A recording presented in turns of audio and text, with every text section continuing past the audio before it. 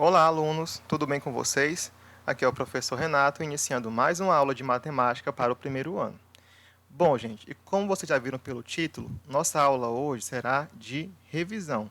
Isso mesmo, pois próxima semana estaremos fazendo nossas avaliações do terceiro período. E nessa avaliação será cobrado tudo o que estudamos sobre função quadrática. Os tópicos que nós iremos rever hoje são a definição e o valor de uma função quadrática, os zeros da função, o seu gráfico e as interseções nos eixos x e y, como você vai encontrar o vértice da parábola e como determinar o conjunto imagem da função e também como realizar o estudo do sinal da função. Tá certo? Então, vamos nessa. Nós iniciamos aqui revendo a definição de uma função quadrática. Pronto. Basicamente, gente, ela vai ter esse formato, f de x igual a ax ao quadrado mais bx mais c, onde esse a, b e c são coeficientes numéricos, conforme vocês podem ver aqui nos exemplos, tá certo? Eles podem possuir quaisquer valores, com exceção do a, que o a ele nunca pode ser zero, portanto, a condição é que o a seja diferente de zero. E x ele pode assumir qualquer valor real, tá certo? Seja ele positivo, negativo, inteiro, racional ou irracional. Bom, aqui nos exemplos nós temos algumas funções do segundo grau, ou quadrática, como assim a gente pode também chamar, tá certo? Cada uma delas tem os seus coeficientes a, b e c, tá? Elas podem ser completas ou incompletas, tá? Qual é a diferença? Nas incompletas, um dos coeficientes vai ser igual a zero, como aqui é o exemplo do item C, aqui falta o coeficiente C, no item D está faltando o coeficiente B, e no item E está faltando os coeficientes B e C, com exceção sempre do A, pois o A sempre vai ser um coeficiente, pessoal, diferente de zero, então ele deve existir, para que possa, de fato, existir o x elevado ao quadrado na minha função, que é isso que torna ela quadrática. Aqui eu tenho alguns exemplos do que não são funções quadráticas, como, por exemplo, essa aqui, f de x igual a 2x, nós temos uma função afim, tá? Onde não temos o 2 aqui no expoente de x. Nessa segunda aqui, nesse exemplo, eu tenho a função f de x igual a x ao cubo mais 2x ao quadrado menos 3x. Aqui aparece x ao quadrado, mas o problema é que aqui eu tenho x elevado ao cubo. Se eu tiver um número maior que 2, essa função não vai ser apenas quadrática, pois prevalece o maior grau do expoente, tá certo? E nessa última aqui de exemplo, eu tenho o x no expoente. Isso aqui não é uma função quadrática, é uma função exponencial, como veremos adiante, tá certo? Então, para ser uma função quadrática, né, só pode se o número 2 for o seu maior expoente, conforme nós vemos aqui nos exemplos acima. E, claro, que o a tem que ser diferente de zero. Quem é o a, pessoal? É o coeficiente que acompanha o termo x ao quadrado. Ok? Então, isso é importante a gente reconhecer numa função quadrática. Além disso, nosso segundo tópico é como encontrar o valor ou a imagem da função. Como é que eu faço isso? Nós vamos apenas substituir o x por um valor que for dado, tá? E calcular a sua imagem, a gente substitui o valor de x na função e o resultado vai ser a sua imagem. Aqui eu tenho um exemplo de uma função, x ao quadrado menos 6x mais 8. Lembrem-se que entre um número e uma variável, sempre existe o sinal de multiplicação, tá certo? E aqui eu quero calcular a imagem para o x igual a 3 e o x igual a menos 1. Como é que eu faço? Na minha função, onde eu ver o x, eu vou substituir, tá?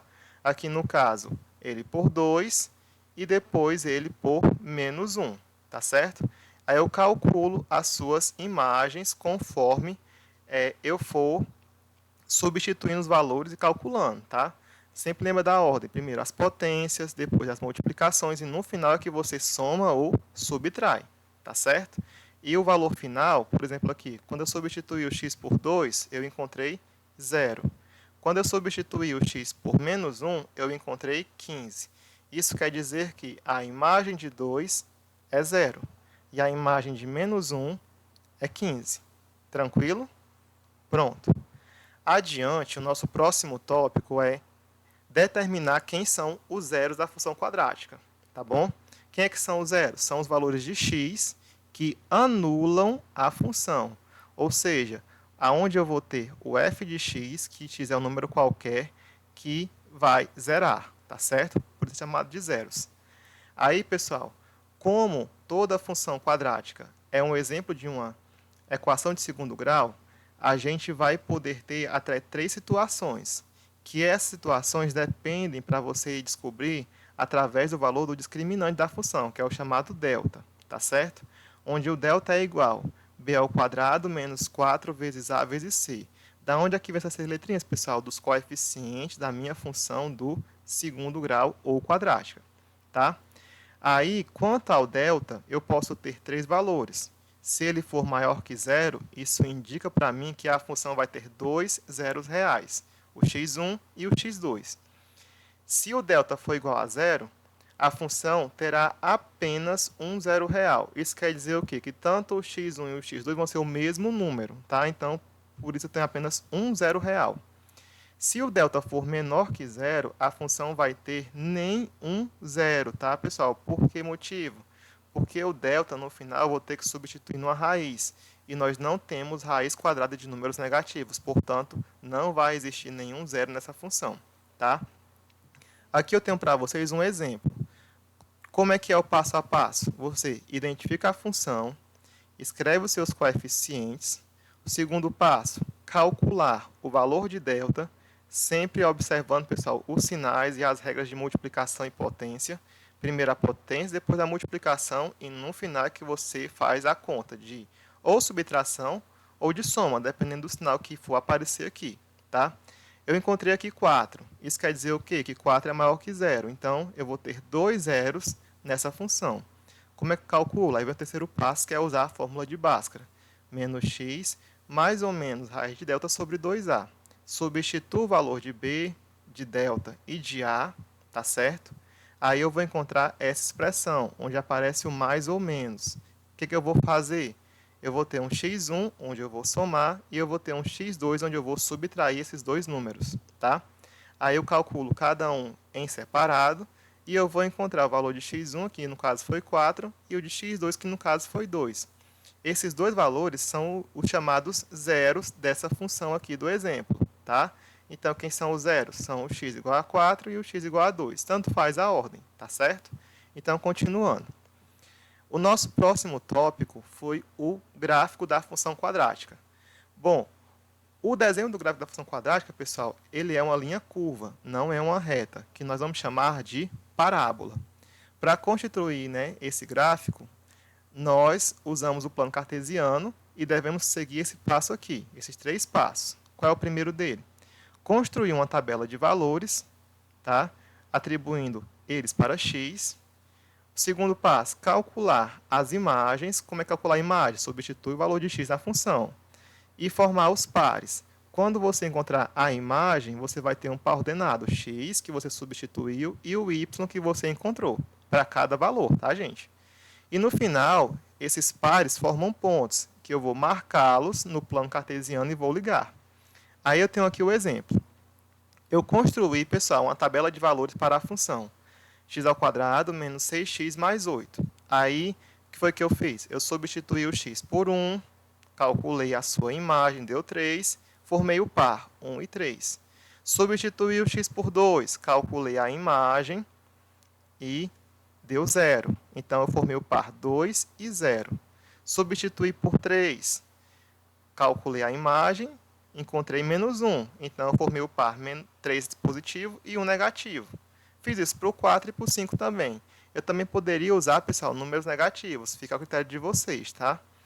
Aí, quando eu formar aqui pelo menos 5 pares, eu vou marcar esses pontos no plano. Lembrando que o primeiro valor é no eixo x e o segundo valor no eixo y.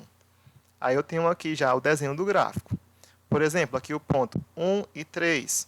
1 de x, 3 de y. Cruza e marca. O outro ponto, 2 e 0. Marca em cima do 2 de x. O outro ponto, 3 e menos 1. 3 de x, aí desce para o menos 1 de y. Está aqui o ponto. Aí eu fiz isso para os demais. No final, eu vou ligar todos eles formando essa linha curva, que tem o nome de parábola. Aí, quando eu formo o gráfico, pessoal, vamos aqui para algumas observações. No gráfico da função quadrática, nós estamos que, né? Se o valor de A for positivo, isso quer dizer o quê? Quem acompanha aqui o x ao quadrado, pessoal, é o número 1. O 1 é positivo, então a parábola vai ter concavidade voltada para cima, como aconteceu aqui, certo? Se aqui fosse negativo, o A seria menor que zero. Então a parábola teria concavidade voltada para baixo, que ela ficaria o contrário do que vocês estão vendo aqui, olha. Ela ficaria desse formato. E além disso, vocês estão vendo aqui a parábola tocando o eixo y, tá? Isso quer dizer o quê? Que ela intersecta o eixo y no valor do coeficiente c. Aqui o c vale quanto? Vale 8. Aí observa aqui bem aqui, tá? 1, 2, 3, 4, 5, 6, 7, 8. No 8, a parábola cruzou pelo eixo y. Tranquilo?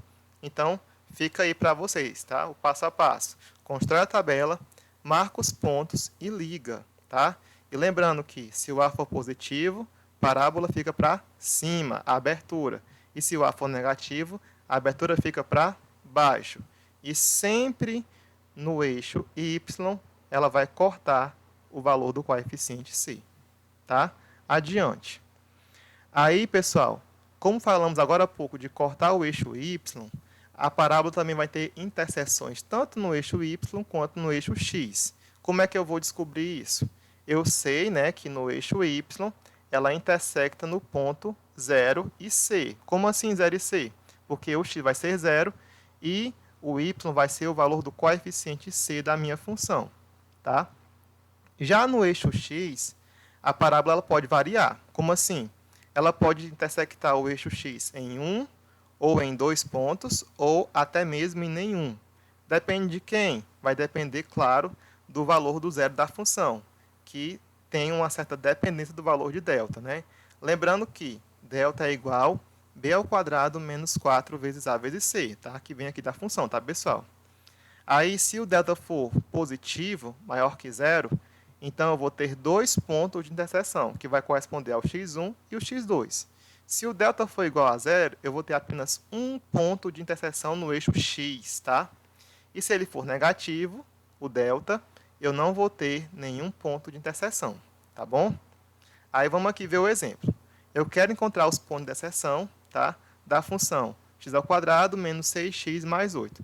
Gente, eu estou colocando tudo a mesma função para que vocês vejam o exemplo e possam resolver a atividade que for proposta, tá certo? Aí eu quero que vocês descubram quais são os pontos de interseção que ele possui nos eixos x e y. Aí vamos lá, passo a passo, né? Encontre os coeficientes, você vai identificar aqui, olha, o A vale 1, o B vale menos 6 e o C vale 8. Anotei aqui.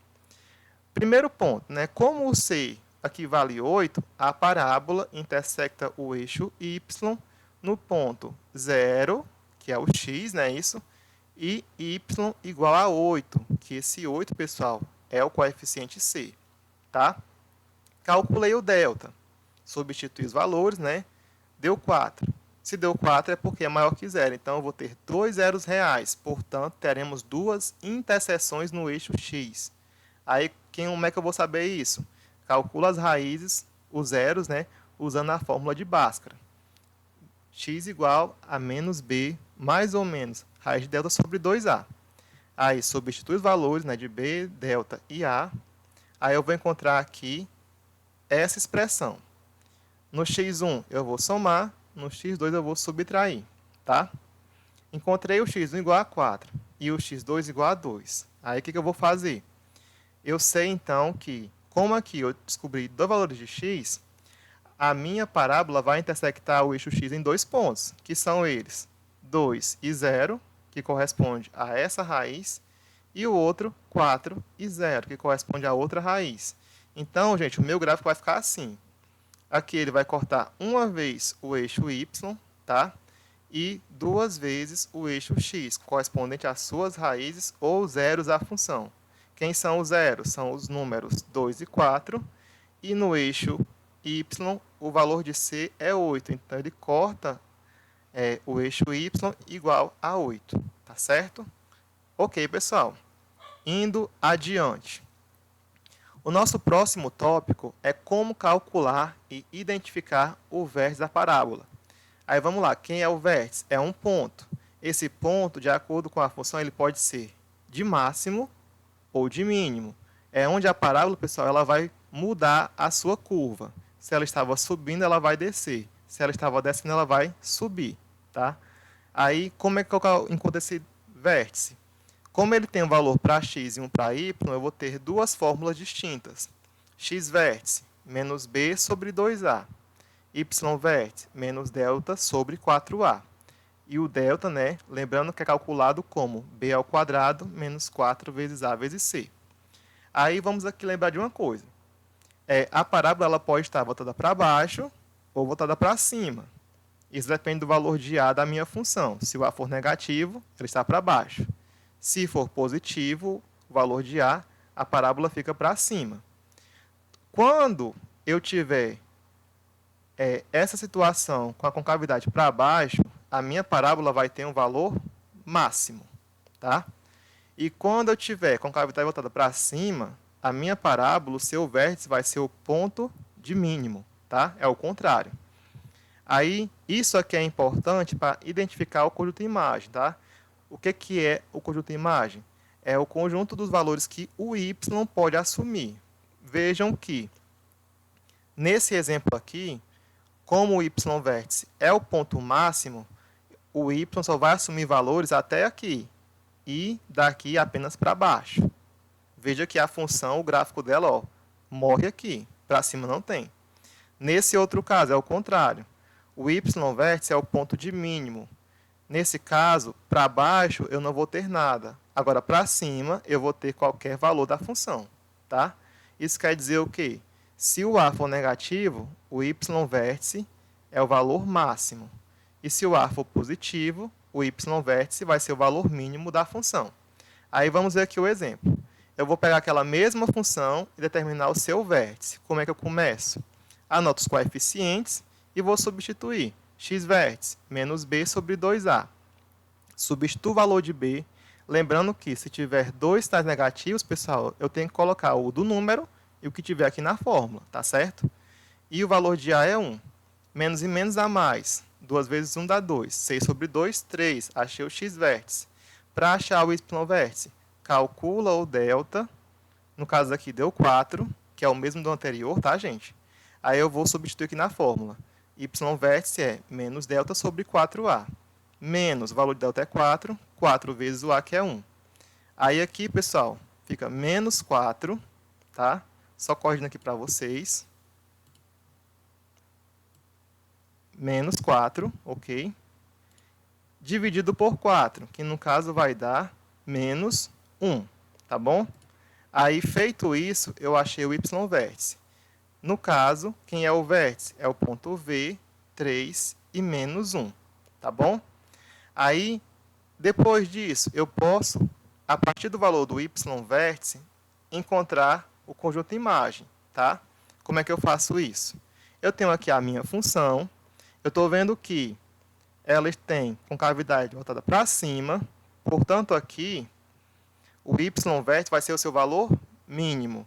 Então, a partir aqui do caso do número menos 1, né, que é o y vértice, observa aqui, a função ela vai subir, ou seja, ela sobe para os valores maiores ou iguais a menos 1. Então, eu escrevo, conjunto imagem vai ser y pertencente aos reais, tal que y é maior ou igual a menos 1. Adiante, eu tenho um caso diferente, que eu fiz a mesma coisa, tá? Tenho aqui outra função. Qual que é a diferença? É que aqui o valor de a é negativo.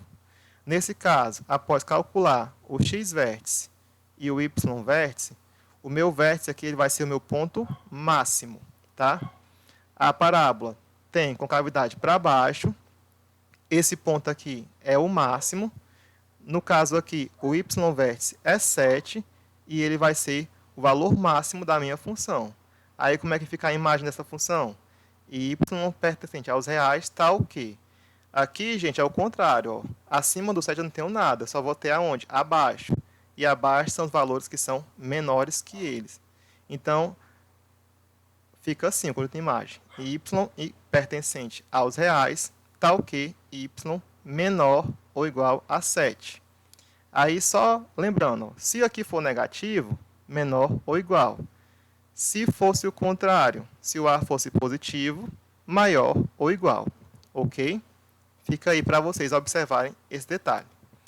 E por fim, eu também posso utilizar, pessoal, o x-vértice e o y-vértice para resolver problemas de valor máximo ou valor mínimo. Aqui no caso, eu estou falando de uma bola, tá?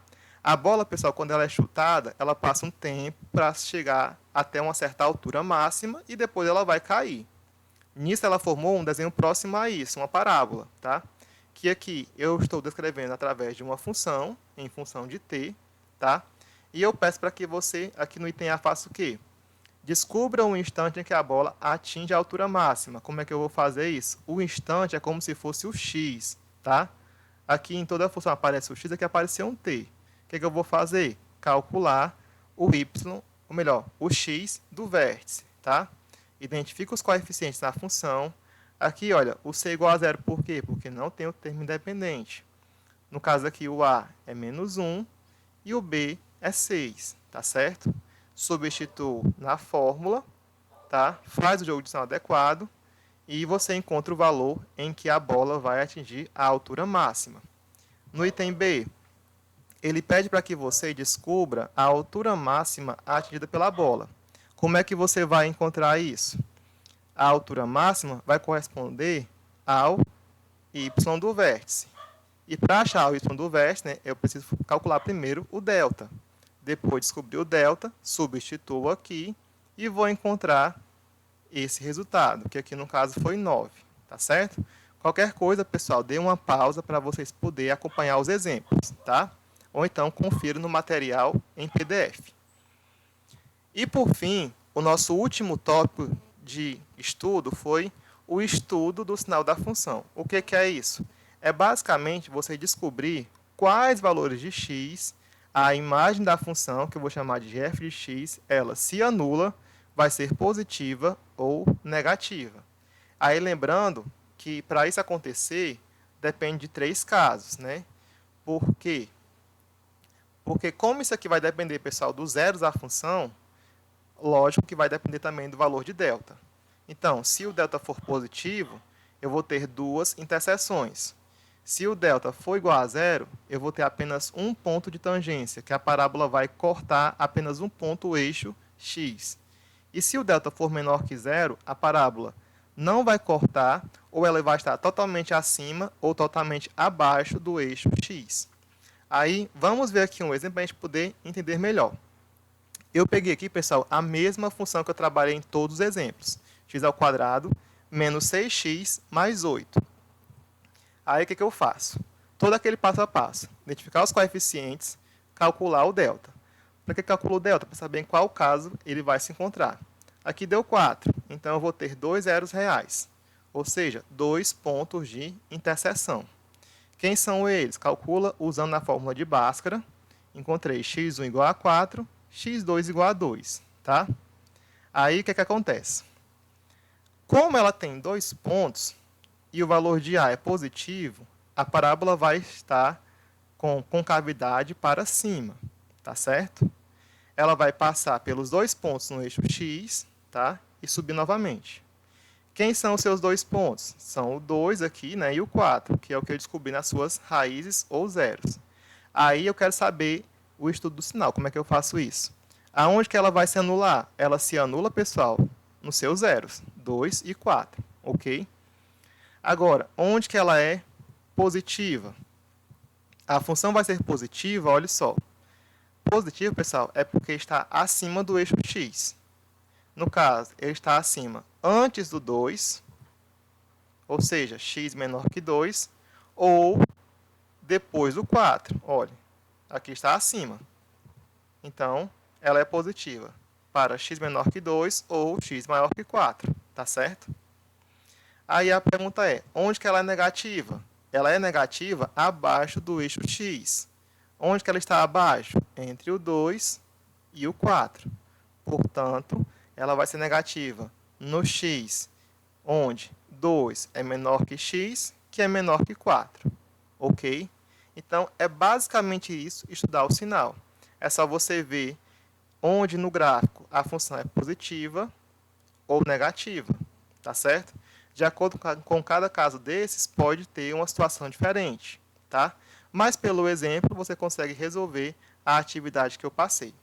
Bom, pessoal, era isso, tá? Para que a gente pudesse parar por aqui. Desejo a vocês bons estudos e que vocês possam ter um excelente rendimento na avaliação. Obrigado e até a próxima.